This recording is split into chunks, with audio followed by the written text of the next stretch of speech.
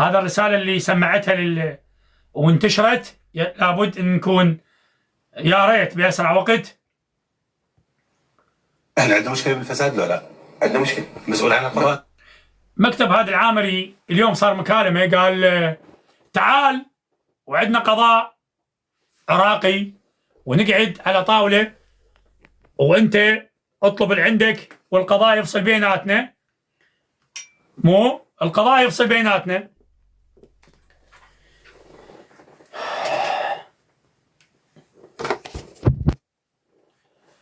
مكتب هذا العامري اتصل اليوم قال القضاء يفصل بيناتنا وتعال، احنا ما عندنا شي وياك، واي دعوه مسوينها الاحزاب او المكاتب احنا راح نشيلها